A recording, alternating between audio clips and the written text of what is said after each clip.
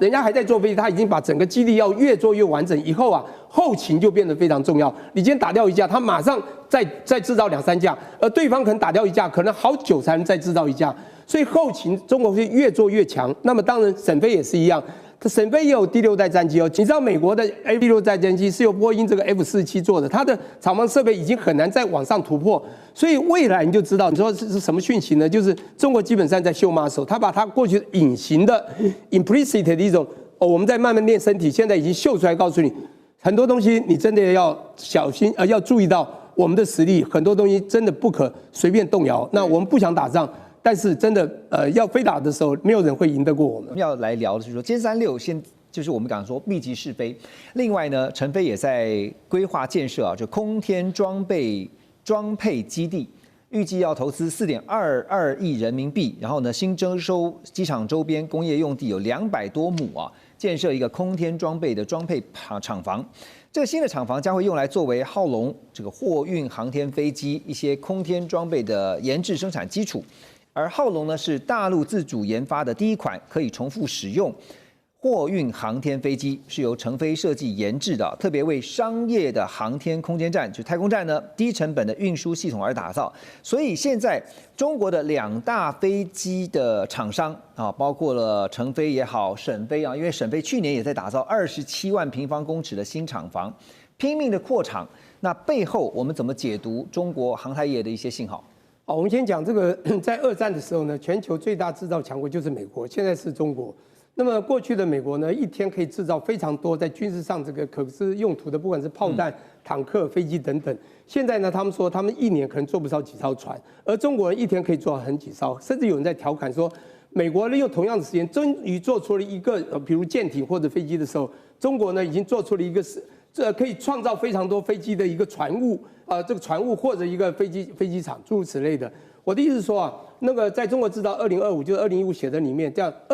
工业化、资讯化到最后10大领域的时候，第一个叫做新一代讯息，也就是5G 要跳到4G 要跳到5G、6G， 是，所以中兴、华为出了问题，被这个晶片制压。最后呢，它第二个这很重要，叫做他们的航太要推升向前。那航太就是包括这些，包括当然嫦娥登月等等啊，这个很重要。也就是成飞、沈飞是大陆2个非常重要的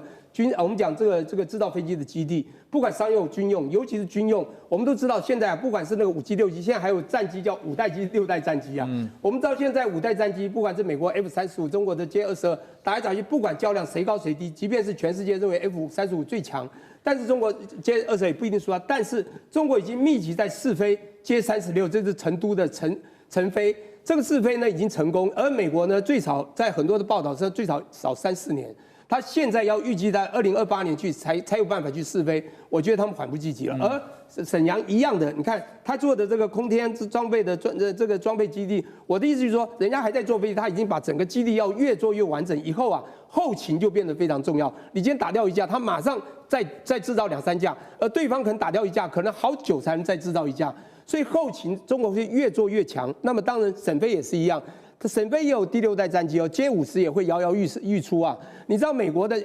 这个第6代战机是由波音这个 F-47做的，它的厂房设备已经很难再往上突破，所以未来你就知道这个你说是什么讯息呢？就是中国基本上在秀 muscle， 它把它过去隐形的 implicit 的一种我们在慢慢练身体，现在已经秀出来，告诉你很多东西你真的要小心，要注意到我们的实力，很多东西真的不可随便动摇。那我们不想打仗，但是真的要非打的时候，没有人会赢得过我们。我们来看的是解放军空军最近又宣布新武器的发展进程啊，这是由成飞，就是成都飞机工业集团所研制的歼36，最新传出有2架原型机首度进行编队飞行，而这2架原型机的尾喷口啊有着明显的差异，其中一架的尾喷口呢是埋入式这个沟槽喷口，另外一架则是设计为2元矢量喷口。另外，解放军空军最近发布了他们的一个主题微电影，叫《梦远》。那其中呢，备受关注的是中国大陆的国产无人机，代号是 GJ11，正式被命名为玄龙。它也进入了解放军的装备阵容，成为大陆首款服役的隐形无人机。我先请教将军的是，在机尾喷口上的明显差异啊，它主要是跟什么有关？是动力应该是跟引擎有关，但是个尾翼的这个喷口它本来的时候它是进行了气动力优化，你看它引擎，它没有垂直尾翼，它是个扁平的，你这样看它就把这个垂直尾翼的把它省略掉，然后也引擎优化，因为你没有垂直尾翼的状况之下，我们知道所有逆中战机都是斜垂直尾，你看没有垂直，对，就只垂90度的，有90度逆中效果变差，都是斜的。那有这方面的困扰，我整个不要了。我通通放在边边，在翼尖放在翼尖这个样子，它是这样子，那就变成我讲到的，这是气动力优化。它第二个优化是什么呢？推力优化。推力优化为什么要向量喷嘴呢？因为我们知道在弓角飞行你速度越快的时候，它弓角会越低，会这个样。你速度越慢的飞机是这样子。那我在这个地方，但是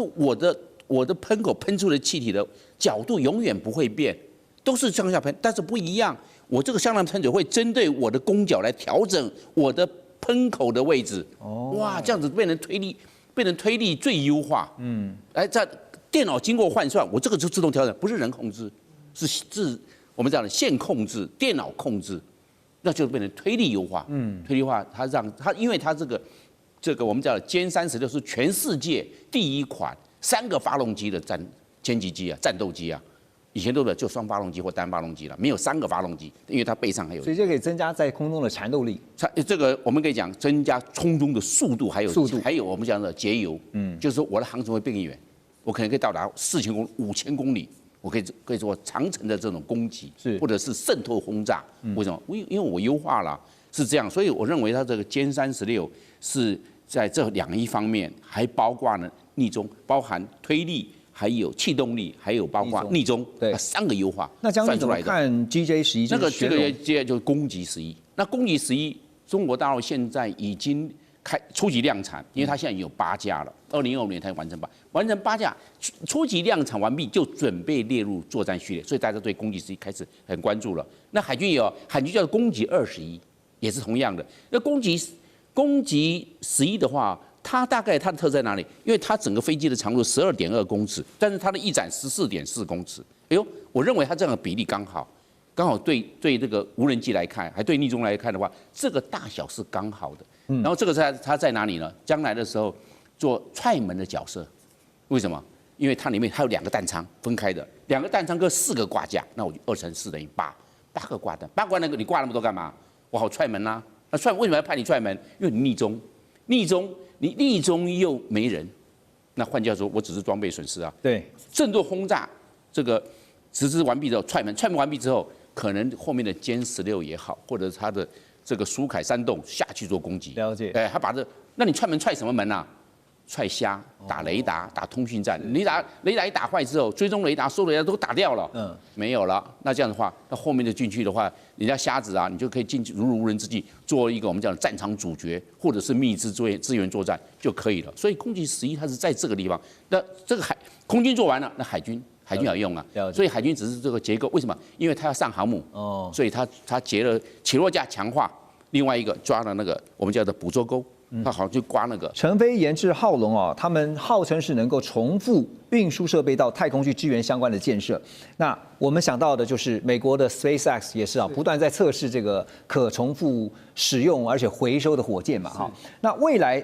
成飞的这个浩龙会如何去改写整个太空产业、全球的太空产业的市场呢？好，那其实这个 SpaceX 当然大家想到第一个就是它第一性原理，就是把以前你发射成本最高的这个东西，以前都是一次性的，我现在把它变成可以重复回收再利用，重复来做这个部分。那所以呢，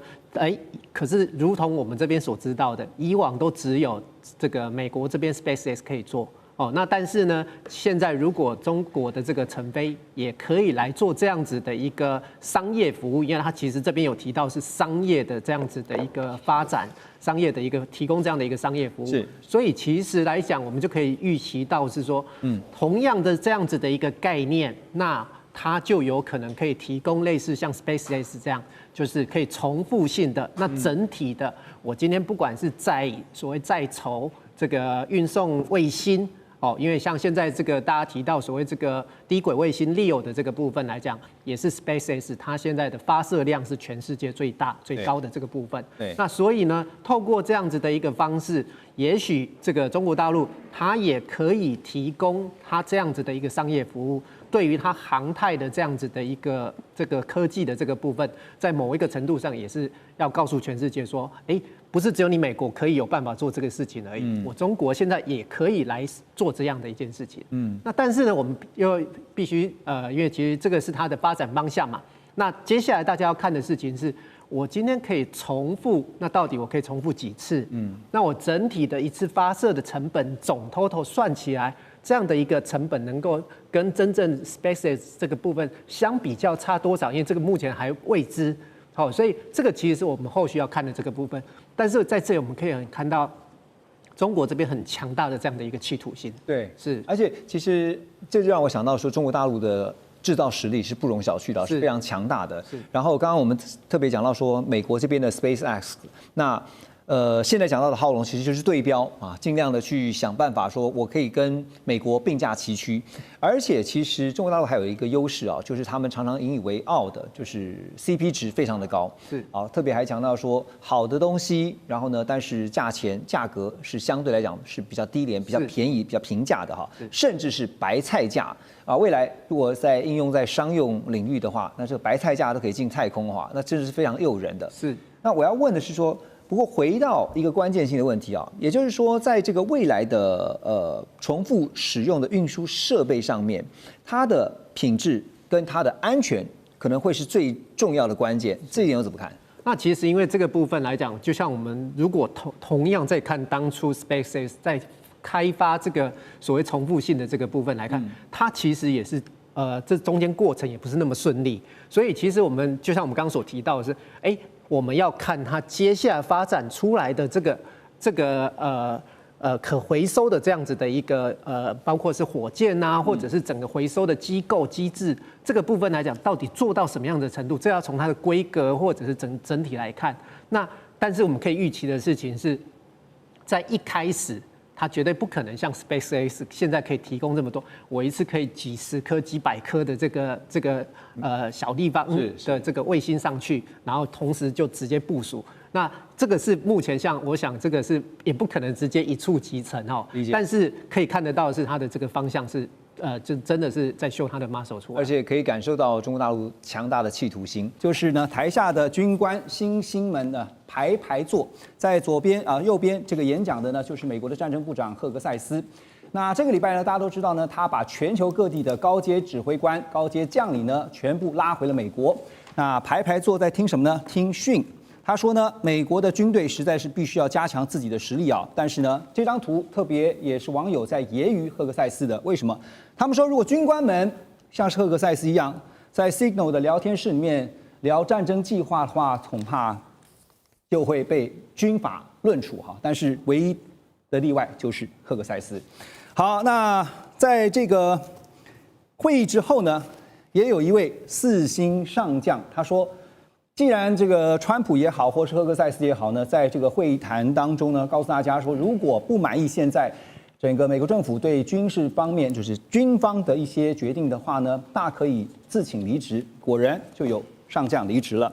好，等一下我们就要来聊的哈，因为今天一开始要告诉大家是军事方面，美国现在非常的担忧中国大陆的军事威胁啊。那特别是《纽约时报》他们就报道说，根据就是美国战争部的估计，中国大陆火箭军在4年之内，他们的飞弹库存量增加了50%，达到了大约有3500枚。而解放军的航母，我们也知道福建舰，在日前完成了包括歼15T、歼35，还有空警600、3型舰载机的弹射，还有着陆的训练。未来呢，大家也在看的一件事情，是不是西太平洋会成为美中对决的场域？好，在2022年，如果你还有印象的话呢，美国海军一架 P8A 这个海神式的海上巡逻机，在东海进行异常的抵近侦察行动，在长江口的外海高强度的活动，它当时呢侦搜的目标被认为是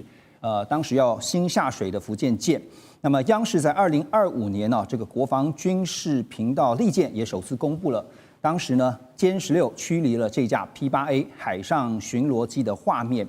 首先要问的，因为很担心的就是中美双方，在空中也好，海上也好，会擦枪走火。那如果是真的在空中遭遇的话，请教将军，这个空军出身哈，这个有没有什么 SOP 啊？因为在空中的话，我们要他们要去做一个拦截驱离。原来说刚开始是广播驱离，但是等到抵近的时候，他就要做一个强制驱离了。强制驱离啊，我们知道在2001年的时候的4月1号，在南海的那个擦撞事件，美国的EP3跟中国大陆王伟少校所驾的歼8-2型，那歼8甲型是它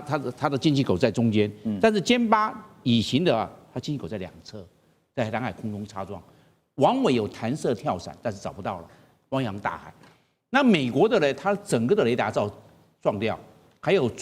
这个我们讲左机身的蒙皮撞掉，还有它的1号发动机最左边的1号发动机，然后靠内侧的是2号发动机，3号、4号，那这样刚好迫降，因为它整个气动力改变了，那王伟找不到了，所以造成很紧张的事件，迫降在这个南海的水林机场，所以我们可以看得出来，这个事情曾经发生过。这是24年前的事情。后来经过一个我们讲的是4月10号，把这个机组，他们多少EP3有24个人，这个扣押1个礼拜。因为战机在空中的速度是非常的快，非常快。所以我刚刚特别问说 SOP 是说，因为在抵近侦察，那中方的战机是一定要进行警告跟驱离的。对，所以它距离就很近。那距离近的话，大概只有3公尺。3公尺很近的人的那个动作都看得到。那个时候王伟有把这个氧气面罩摘下来，然后让他离开。动作完全可以看得到了，你就知道多近。但是我们在空中的动作很近，有时候很近的时候，那个时候我们的没有刹车，你是完全会有飞机是有惯性的，你这一惯性的完没撞到。那今天美国的 P8A 海神式的反潜侦察机在飞，对，它大概速度是800公里。那个中国大陆的歼16，它的拦截速度大概1100公里。你要去拦截嘛，它平常巡航速度是900公里，你大概要加100公里以上，因为你要去追它。如果在发生了之前您提到这个擦撞的意外，我们说真的是因为一定是意外嘛？对，意外。那接下来中美双方这两军之间的这种，比如说怎么样去交涉？对，那它处理程序是怎么样？就变成这个状况。因为第一个，马上第一件事情先启动搜救计划。因为可能有人跳伞了，飞机有人坠海了。一坠海，第一件事情赶快去搜救，海空联合搜救，是海上要出动，空中也要出动，中国大陆要出动，美军也要出动，因为各救各的，那各各的，所以我们讲了是擦撞还是相撞，一相撞两个都掉到海里面，那这样子大家要搜救，所以一搜救有大兵力，那空中那这个时候要启动一个联合机制，要不然他们空中又相撞了，因为大家都在搜救，上面有这个战斗机做警戒，中间的时候有直升机。因为你海上搜救是直升机的事，它要吊挂，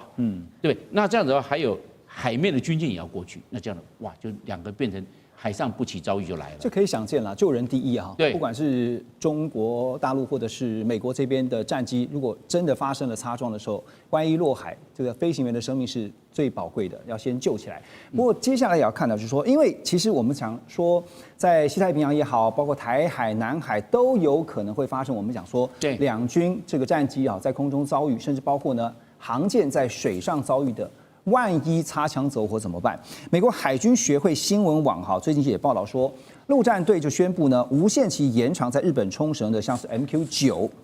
无人机的部署。那因为要加强情报监视还有侦查的能力哈，这个缩写就是 ISR 啊。那么这些无人机呢，他们专门负责这些任务，可是呢不携带武器。主要去监控呢，包括像是日本南西诸岛周边的海域，另外还有东海跟南海的一些热点地区啊。那如果说在东海发生了我们刚才提到了这个美军跟中方解放军这边的重大冲突，美军现在看起来他们的部署哈还是集中在包括提到说特别无限期延长这个无人机的部署计划。邱老师觉得哈，这个擦枪走火是大家都不愿意看见的，可是相关的部署当中可以看得出来，中方跟美方，特别是美方，它背后的一个思考是什么？第一个就是因为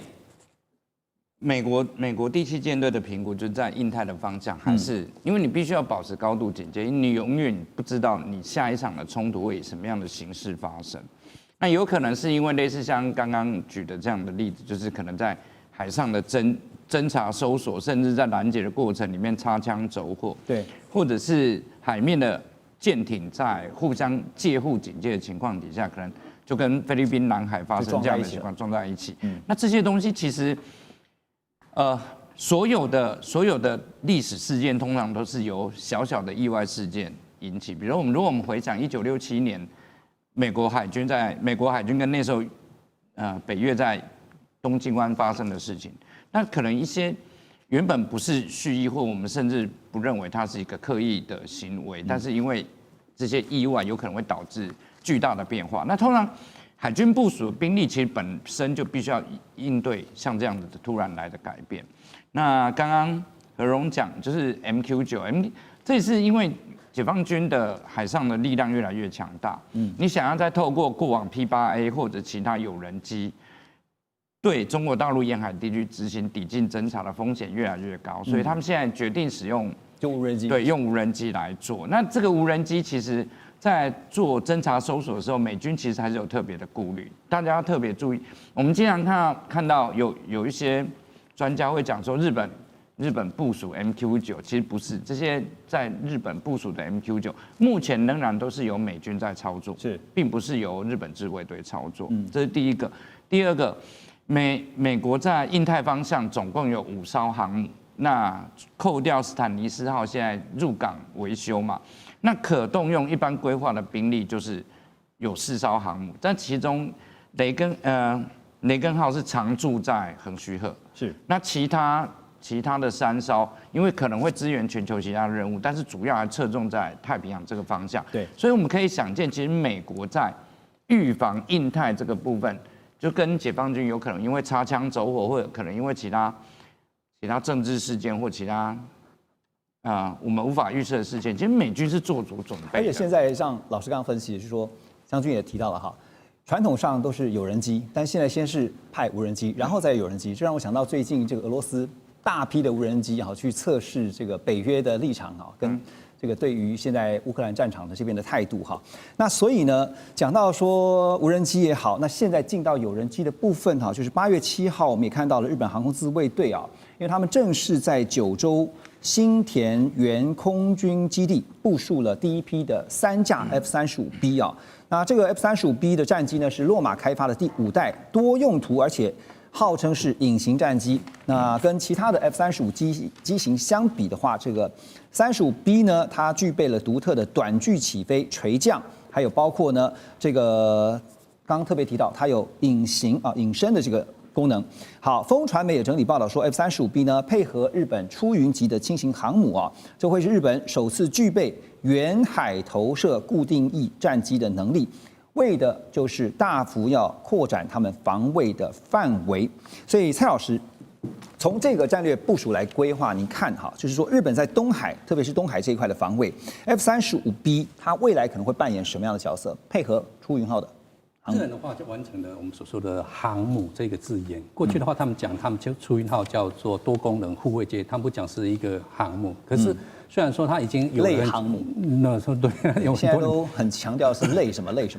可是他已经把 F-35B 本来是放在美国的军舰上，他有做一个训练，那现在已经放到出云号上面之后，它就是已经完成，代表他们已经转型，从一个叫做专属防卫变成反击能力，或是我们所说的敌基地攻击能力。而且我们看到它是放在东海，东海的话，事实上他们还有一个概念，就是东海、台海、南海，事实上一串的。这个一串的话，并不能够说只是从东海的角度去看，所以东海、台海、南海，它是一串的。而且的话，我们把他们的地图再往左边反过来90度，这是日本的自卫队一直用的一个概念。转过了90度的话，东海、台海、南海等于是把中国大陆的解放军往太平洋走的时候，把它堵住了。那他们的一个角色的话，也就会反映到美国的一个政策，因为我们知道现在的川普政策就是希望说日本你要多担当一点点。那多担当，日方的话，最近已经就是在今天已经选举完自民党的一个总裁，所以在选举之前，他可能一些政策会比较保守。那既然已经选完之后，他所谓的攻击能力，或是我们讲的反击能力的话，应该会持续的加强。这个等一下我们要特别进一步再聊因为要聊的是今天这个日本自民党总裁的选举不过这个这样听下来，其实日本还是会以防御为主嘛，不太可能会主动出击，用攻击的方式嘛。防御的话，他们一直强调一个概念，叫做抑制力，抑制战力发生。他们的担心呢，就是说中国大陆的人民解放军，它的力量已经大到我可以去打你，你没有办法反击我，所以他们希望达到一个平衡点，不是说我要对你怎样，而是说你要来打我的时候，我的力量已经大到说你没有办法来打我，而且你必须要付出相当的一个代价，让你不会挑起战事。所以意志力是他们要的一个概念。OK， 好，那所以其实，在印太这部分，我特别请教介大使啊，因为我们刚刚讲说，原先我们都以为是在第一岛链哈，从刚刚提到的东海，然后到台海，甚至是包括往南，就菲律宾那边的南海啊。可是你可以看到是不是现在部署是美军现在很担心的是，万一在西太平洋这一块，跟中方这边在不管空中也好、海上也好，甚至水下也好的遭遇啊。那我要问的其实就是说，这代表的一件事情，就是中方解放军的能力其实已经延伸出了第一岛链了。未来冲突的区域很有可能是不是就会突穿到整个第一岛链是在第二岛链之间？您怎么看？当然了，几率都越来越大。不过比较会容易发生这个怎么讲呢？发生这些直接摩擦冲撞，还是在中国的沿海的海域啊，因为到目前为止，美国跟他的一些盟友啊，一直还在对中国大陆一些敏感的这些沿海的区域进行抵近侦察，是或者说是这个怎么样自由航行啊这一些。那过去并不是没有发生过冲撞，我记得早年也有这个美国的侦察机嘛，对不对？跟中国大陆的这个去驱离的机擦撞以后，好像是 P3C 吧。是不是？好像是 EP3，结果迫降嘛，迫降，那这个基本上就是已经等于说是有了军事的摩擦了。那双方就是说，当然很快就可以怎么讲呢？取得联系，那会不会立刻升高？其实一般的情况不会立刻升高。对，基本上我想就是说，这么大的军事力量啊，双方如果说有一些意外的情况发生的话，那当然就是双方都会先要查明真相，然后希望用比较平和的方式来解决。那中国大陆跟美国方面就是说，双方都在避免因为接触的距离越来越近啊，能够避免造成意外的擦撞或怎样。所以事实上，美中两国事实上在海上在空中，就是说这个所谓的意外相遇，空中水上意外相遇，两军这个的行为准则都有这样子。最近在网络上面呢，也看到了一系列已经在流传的，包括一些新型的武器装备照片啊，那包括有5款疑似作为中程僚机的逆踪无人机，或者是一些自主的作战平台。那么，美国国家安全杂志则是报道说，虽然大家看到这么多的这个新型武器，但是中国大陆的歼20是一款这个强大的五代机，可是他们却认为呢，这个歼20呢并不完美啊，认为有存在4个弱点，包括呢没有可以用来作为近距离作战的机炮，还有引擎不可靠，另外就是安装了压抑，那导致隐形能力受损，还有就是机动力比较差。可是大陆的媒体历任也提出了一一驳斥，而且总结，他说呢，如果把歼20放在西欧地区，这弱点恐怕会暴露出来。没错，好，但是呢，歼20是在亚太地区作战的，是专门针对反介入、反区域拒止就是 A2AD 作战体系的一环。这种状况之下，歼20反而是能够扬长避短，最适合解放军的战机。所以，玉芳委员怎么看对歼20的正负面评价？这样，如果讲它的灵活性，可能没有西方的战机那么好了，因为它没有所谓的向量推力的引擎但是它因为它主要就是它是反介入作战啦，对，还有区域这个拒止啦，所以它不需要飞到非常遥远的海上去作战。那它地面上，因为这样子说，它地面上呢，譬如说。这个地面上指挥中心的，譬如说雷达啦，那个地面的飞弹都可以支援它。那很重要一件事就是说，要看它的那个隐形的性能是不是的确是很不错，因为一般认为说，那个它的隐形的性能比这个苏凯57还要好。俄罗斯最好的飞机而且跟 F-35啦、F-22都不相上下。如果它的隐形匿踪的性能的确这么好的话，那这个对它的加分是非常多的。还有一个最重要的一件事就是说，它被认为是不错的战机，还有一个原因是因为它是重型的战机，所以它的飞弹它可以带到16枚，是啊，内装跟那个外挂16枚，其中8枚是所谓的这个霹雳这个15啦，霹雳15的是超世纪作战的飞弹这个它有可以最大射程可以到200甚至300公里。可是你去看那个美国像 F-35 F-22他们所携带的，譬如说这个那种所谓的远程的那种飞弹它大概只能够就 AIM-12洞这个低，大概只能够跑160公里，射程就160公里，相对来讲短，可相对来讲就短。你看这次印度跟跟巴基斯坦战争里面，其实最后大家的结论是巴基斯坦的飞弹，中国大陆所提供这个飞弹比他们想象中的射程要远。对，印度低估了，所以在他低估的那个距离之外被打下来。对，您提到 F-35哈，这个日本防卫省先前也表示说嘛，说日本向美国采购的 F-35总共有147架，那当中包括了105架就传统起降的 F-35A。另外呢，42架是可以垂直短场起降，因为它那个引擎是可以这个90度翻转的哈，就是F-35B。那现在呢，日本航空自卫队已经接受了超过90架的 F-35战机可能在小松机场会部署20架 F-35A， 今年会先部署3架到7架左右。日本很担心的是，93大阅兵之后，中俄朝这3个领导人同台，那中俄呢还会再加大空中战略巡航的频率跟力道，所以呢也派遣多架战机，还有包括轰炸机编队绕飞日本群岛。另外也担心的是，北韩不会停止飞弹试射啦。现在面对中朝俄3国在日本海的这个活动越来越频繁但是光靠 F-35A 有办法应付吗？老师？我们要用一个字眼来去给各位听众观众做一个解释叫做航空宇宙自卫队。从明年的时候，它就从航空自卫队变成航空宇宙自卫队，因为 F-35A 它只是一个载具它必须要搭载所谓的飞弹，搭上它的一些电脑系统去飞出去。所以小松基地过去嘛。他们认为是一个防卫基地，现在已经变成是攻击型的基地，它是一个转型。那这个转型的话，虽然说当地的居民会有一些抗议，可是为了因应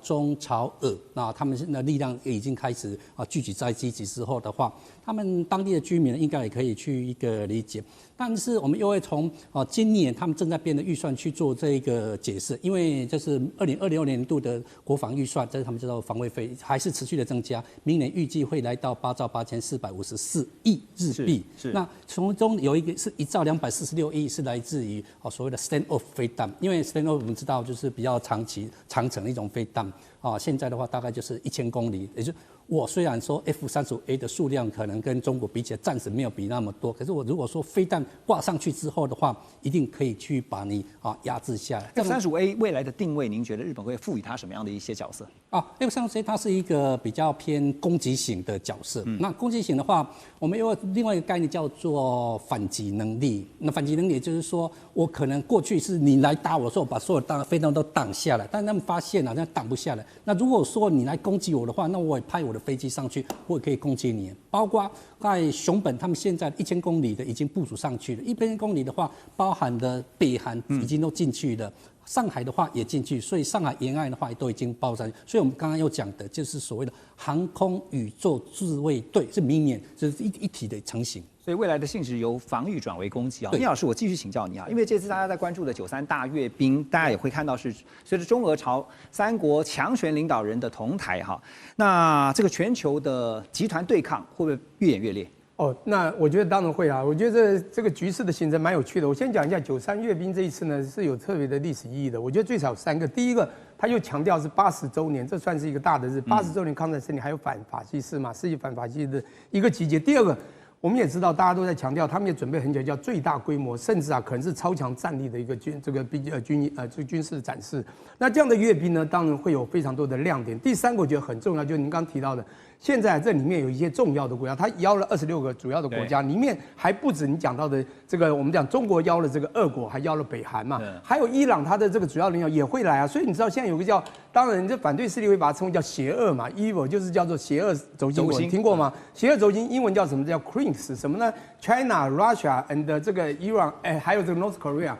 这4个国家，当然现在连缅甸这些东西也这个很积极加入。所以这个我们讲号称这3强之外，其他还有一些的集结，它的势力就会形成。那我先讲一下哈，这个很有趣，而且现在为什么叫邪恶呢？因为大家把它列为说这3个国家的基本上啊，像北韩也好啊，或者伊朗也好啊，当然伊朗它可能不在这3里面，但是它其实在形象上还是有。再就是俄国也好，都是被国际法庭制裁的哦。不是有追捕令啊，就是有经济制裁的哦。这个呢，谁定出来？因为法院是谁开的？美国开的嘛，法庭是美国开的，所以很有趣。我们回忆一下第2次世界大战，也有轴心国和同盟国嘛。那我们讲同盟国是谁？当时的中国、俄国属于同盟国啊，英国、法国英国这个美国最主要。而轴心国呢，也就是反法西斯那个年代是谁呢？日本。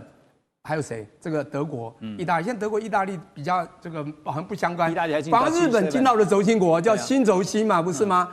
这叫西方新轴心，很奇怪。那这个呢，所谓的邪恶轴心，对不起，新同盟。那新轴心呢，讲不完，这个新轴心就是他们叫邪恶轴心，就是要反这个新同盟。现在新同盟变成日本到了同盟，而美国还是在那边主导，主要美国它还是世界霸权，而中国、俄国全部到轴心，所以你会发觉势力之较劲会产生变化，也就是。各位，你去看一下全世界8个所谓的核武国家，或者以色列有说，它不算核武国家，但也算核武的里面的名单之一。但是主要的这个联合国理事国里面，这一次有多少在轴心国里面？中国、俄国、北韩都有核人哦，这3个国家都有哦。你美国一家好，你能抵挡3个吗？我觉得这样的势力达成，就像讲的，它怎么形塑这个未来的势力？我觉得这个我们就要看了。你知道这3个国家不止如此，当然因为他们边界也相连，你知道有个图们江嘛？图们江500公里之长，对不对？它是这个长白山的这个长白山的天池下来的上半游，就是它是从西南到东北，上半游是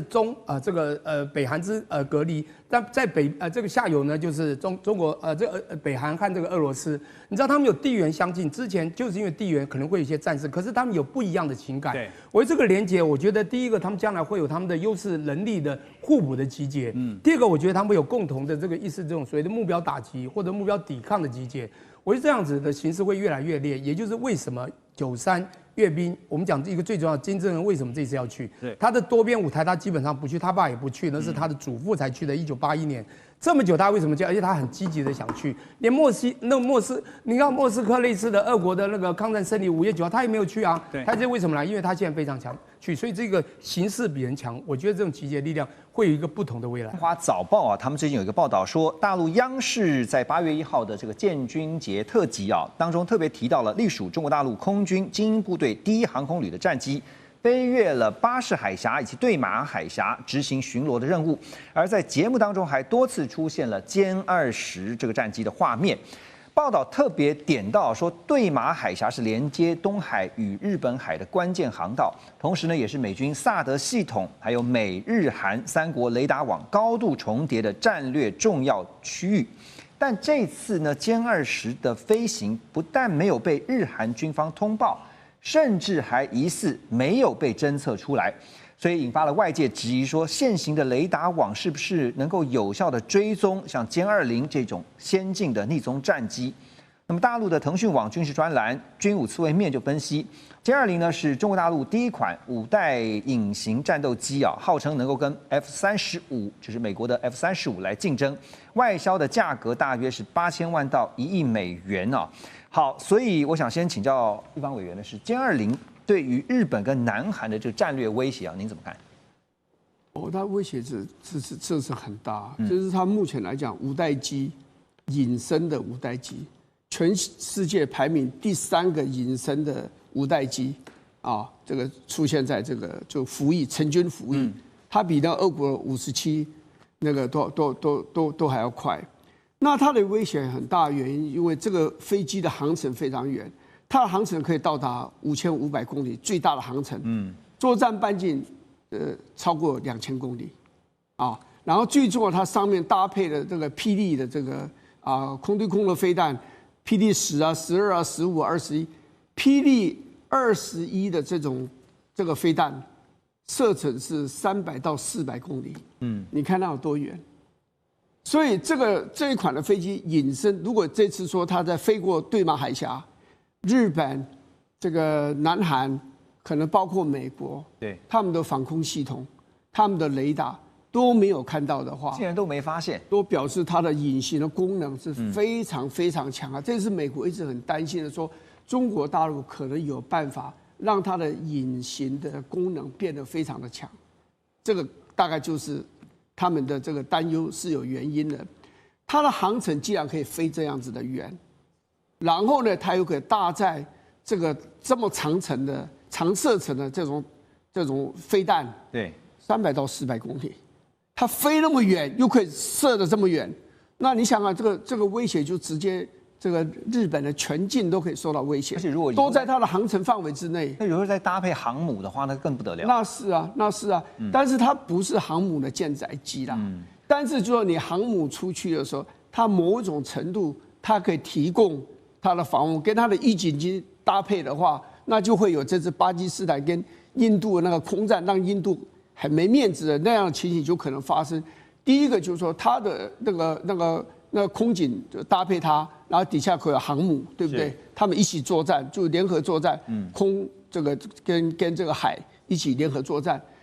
那它的飞这么远去，然后它又可以攻击你，用长程的这个飞弹来攻击你，那就让它航母作战的这个范围会变得非常的远，对，变得非常的广。它可能未来作战的范围就是突破第一岛链，就往第二岛链去移进了。我想这个也是美国担心的原因，尤其西方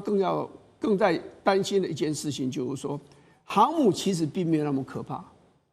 因为航母常常是现在的导弹打击这个反舰的这个飞弹越来越远，轻轻松松就打你几百公里甚至上千公里。那像对，那如果像中共的弹道飞弹的话呢，它可以打那，譬如说东风21D、东风26，号称什么航母杀手啦、关岛快递啦，它打1、2千公里啊。上次从这个新疆大概青海附近打一枚，再从浙江打一枚，打西沙西沙群岛那附近的一个海上的浮动的这个目标就被打中了。那你想啊，这个样子的，那第一岛链不要讲，第二岛链它都不会放在眼里。所以其实未来真正要怕的不是航母，这么大的目标在海上航行啊，其实我跟你讲，不要讲第二岛链，第一岛链你要突破都很难。对，我们说实话，不是只有中国大陆的航母。全世界航母未来都会饱受打击。美国自己知道，所以他现在要发展长射程的这种反舰的这种导弹。可是对这种飞机又是隐形的飞机，我跟你讲，轻轻易易就飞出第一岛链。你未来要对付它很难。我想这个歼20，美国会那么在意的原因就是它隐形功能好，对，它的飞弹射程远。这个飞机就会对整个第一岛链甚至第二岛链附近的美国的军事基地、飞机，包括它的军舰，会构成非常大的威胁。这次真的是大家觉得奇怪的，就是说日美韩3个这个覆盖，你说都有覆盖的雷达网，怎么会没发现说歼20的这样的一个行踪哈？所以日本防卫省综合幕僚监部哈，他们是长期在监视中国大陆的航母的，也常常会不定期的就来公布这个中国大陆相关战舰的行踪哈。所以大家也都很好奇，就要问说，那怎么这次没有办法掌握到歼20的行踪呢？它凸显出来的问题是什么呢？所以蔡老师你怎么看？日本的话，他不会每次都公布了，就好像他们对中国大陆的潜舰，他知道你在这里，但是他不会去公布，因为他们知道中国大陆的军舰或者是潜舰飞机过去，它有一个目的，他去测试日本的能力到底在哪里，就看你能不能侦测出来。对。那我如果说来到这里，你有看到，还是说我到这里你有看到？所以有时候日方他会故意不去公布，而且我们知道日本的必须要跟美国结合在一块，叫做日美同盟。日美同盟是叫做日美军事同盟，不是日美经济同盟。所以关税照谈，但是经济的话它是经济的，军事的话是军事。所以日本的军事情报不是只有他们自己本身，必须包括美国军舰的本身，而且他们也顾虑到中国大陆那个军舰或是飞机过去，所以他在西南诸岛的话已经布了很多的那种雷达，就是要去防止出现这一个问题点。中方这次很高调的主动去公布整个歼20的行踪，哈，就是说包括他走的航道，那特别还飞越这个对马海峡，它凸显出来的目的是什么？这个问题我以前问过日本的那个三星的，问过他们就是说，中国大陆要去打台湾，这我们很清楚。可是中国大陆应该没有要去打你们日本。那既然没有打你们日本的话，一天到晚秀肌肉给你们看，是为了要什么？然后三星给我一个答案，我觉得可以去参考。他说，事实上中方也担心了，万一日本的我们讲自卫队的力量再度强大之后的话，他们会有这个担心，所以他秀肌肉给自卫队看，说我的现在肌肉已经很强了，你不要对我怎样，万一你对我怎样的话，我就会对你怎样。所以他是在秀肌肉给日方看。这我问过他们。所以不要轻启战端哈，对，就是如果今天你敢这样做的话，那你小心我对付你这样子哈。那所以这个您刚刚提到三星嘛，这个陆上自卫队的前三星陆军的这个将领，就是现任日本安全保障战略研究所的上席研究员，叫小川清史，他就指出呢，2025年日本自卫队敌基地攻击的武器将要正式的部署啊，所以他讲说这个敌基地攻击的武器大概会有哪一些陆海空的配置？您的了解是？我们先讲一下小川清史，他是陆上自卫队的三星。那因为我知道他是陆上自卫队，所以我有请他来做演讲。一般来讲，我们只知道他叫做三星。事实上，为什么找他来演讲？他还有一个很重要的位阶，它叫做西部方面总监。他们分为西部、东部，或是所谓的北海道。他主要的执掌是这个执掌的话，我们就用他这个去做一个给各位观众看一下。他叫做小川清史，前三星陆将，西部方面总监。什么叫西部？也就是西南诸岛，包括我们看到九州，就是他管的。而且他是陆上自卫队的。既然是陆上自卫队，西南诸岛这一些啦，什么与那国岛，或是刚刚冲绳本岛也算，全部都是他管的。因为三星这是他总监，所以他既然管了这一些的话，他的飞弹多少？再问他最清楚。就飞弹的部署相关的一些规划。那规划的话，我们就会用我们那个